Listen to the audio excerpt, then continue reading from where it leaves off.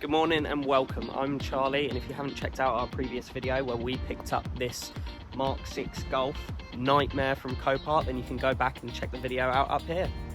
So this car I had delivered, and as soon as we got it off the truck I realised there were some big issues. The smoke coming out of it was unbelievable and the rattling noise was absolutely horrendous.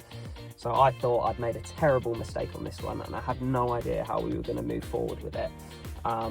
But seeing as the car may only be worth scrap value now anyway, and I'd have to take the loss on it, in our previous video we did start stripping a few bits away just to see if it was going to be at all possible to do this with no ramp on the side of the road and see if it was going to be within my capabilities, as I've never taken on something like this before.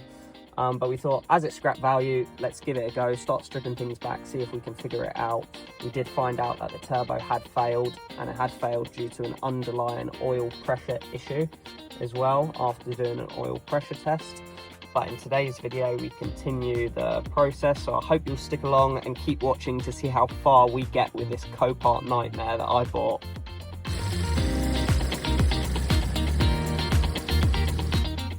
So here we are, we're starting off the day with a compression test on the car, because more than anything I wanted to check that we didn't have any internal engine damage due to the low oil pressure. So we're going ahead across all cylinders and checking the pressure that comes out of each cylinder to make sure we don't have any cracked pistons or worn piston rings, and then we can go ahead and more confidently assess the rest of the bits on the car as well.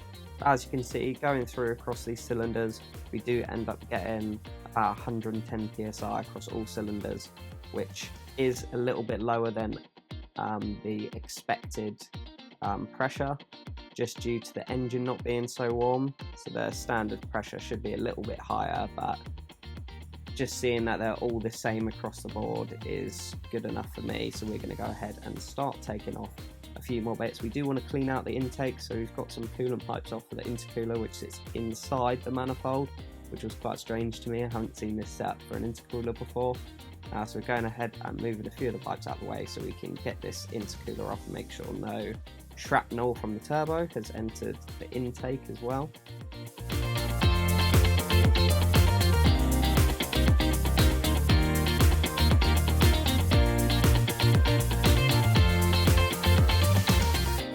So it's me just getting on top of the car now, just so I can get a little bit better access.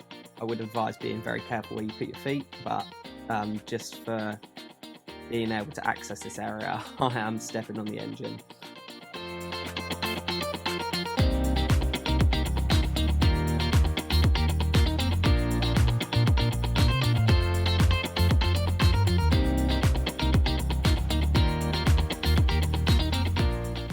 As you can see, we did just about manage to get the intake manifold out, bar me nearly falling off the car backwards. But as you can see, there was a lot of oil filling up this intake, so we did give it a good blast out and check the intercooler as well, just to make sure it's all okay to go back in. We also looked down the intake side on the head, just to make sure there was no shrapnel in any of the intake ports, or anything that we'd suspect would cause an issue in the future.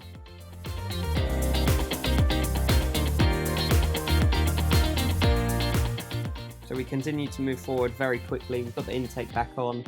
We're draining the oil out of the sump because we're hoping that the oil pickup is clogged. That was causing our oil pressure issue. Then should be a nice easy fix. I've already ordered an oil pickup pipe, so hopefully we can just replace that and that will be all. We've started disconnecting a few bits underneath now that the oil's drained out, so the exhaust had to come away a bit to get the sump off. What's up guys, we're back at it again with the Mark 6 Golf I got from Copart. Turned out it was a lot more problems than we initially anticipated. So we've gone ahead and we did take the turbo off, inspect the turbo, and then turns out there is an oil pressure issue, which most likely is a oil pickup or oil pump. So after going through a few more bits, we decided let's go for it. Let's take the sump off this car and see if we can do it, because it'd be a shame to lose out on the money when the whole goal of everything we're doing is to make money from flipping cars. So you've seen a few videos of us taking a few more bits off on. We've just about managed to get the sump cracked off all the way along. As you can see, we've cracked the sump off. We've got all the bolts off for it, but little did I know there was 2 bolts that remained that sat inside the gearbox almost, so you can't access them. They sit too far in on the gearbox side, so we spent a long time trying to get all these bolts off for the gearbox from the top. So there is 4 that sit along the top. There's 1 that goes through the starter.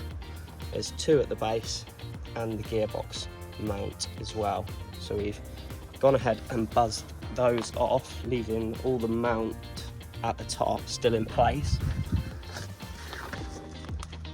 And as you can see down here, just so we can crack the gearbox away from the engine enough so we can access these lower bolts just in there.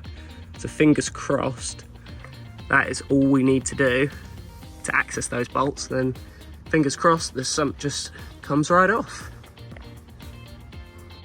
And here we are with a bit of fiddling. We did manage to get the sump dropped off the car. So we've still got a bit of oil residue in there, and now you can see the engine from the underneath. And you've got the oil pump and pickup pipe there. I've never seen an engine from this view myself. We are just going around inside the sump and putting our magnet around there just to see how much metal was left, and there is a fair bit of metal shards which has most likely come off the turbo and straight down the drain. Hopefully it hasn't made its way into our engine at all. We're just inspecting the oil pump drive chain to make sure that that's not slack or causing any issues as well before we go ahead and take the oil pump off. The oil pickup pipe itself looks okay to me, but we'll be able to inspect this better when we get both components off of the car. So looking at the oil pump and the oil pickup, the pickup itself looks fine.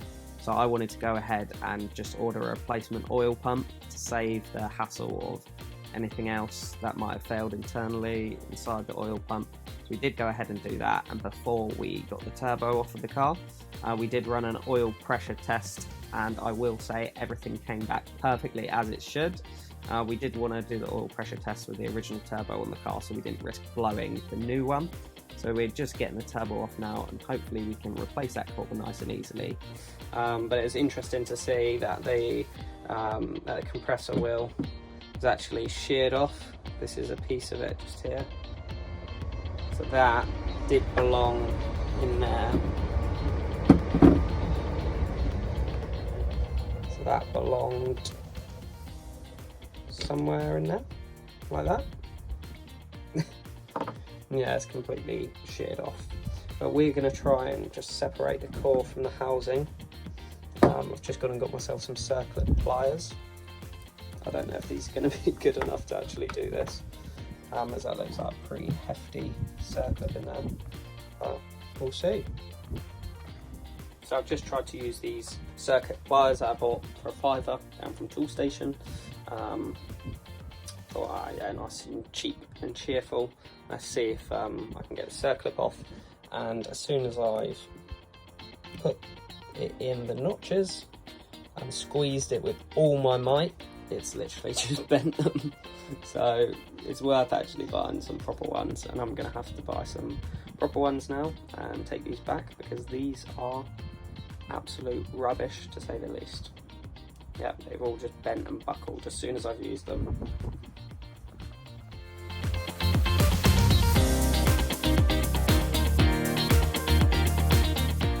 So yes, I did go and buy myself some proper circlip pliers this time, a bit more heavy duty than our previous ones. And we're just going to get that circlip off that holds the inlet housing of the turbo onto the core, or the central housing rotating assembly, as they call it, I found out. And that core just comes right on out, and then we can see the full extent of the damage as well.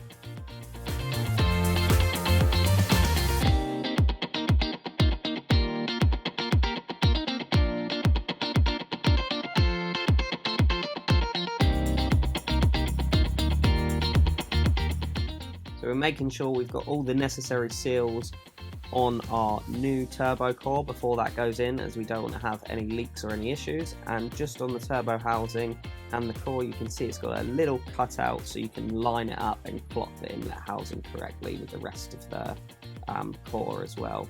So when you put everything back together on the engine, all the lines and intake side line up perfectly.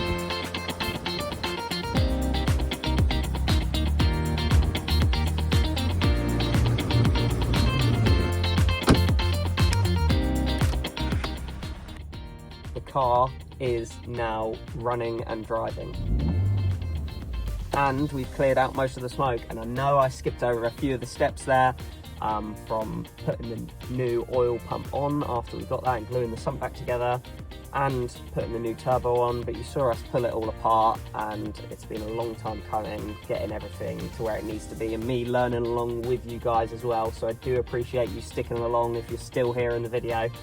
But we've got so much more to come with this buying and selling journey I'm on, so please stick around for the ride. And thank you guys very much for watching, and be sure to like and subscribe, and I'll see you next time.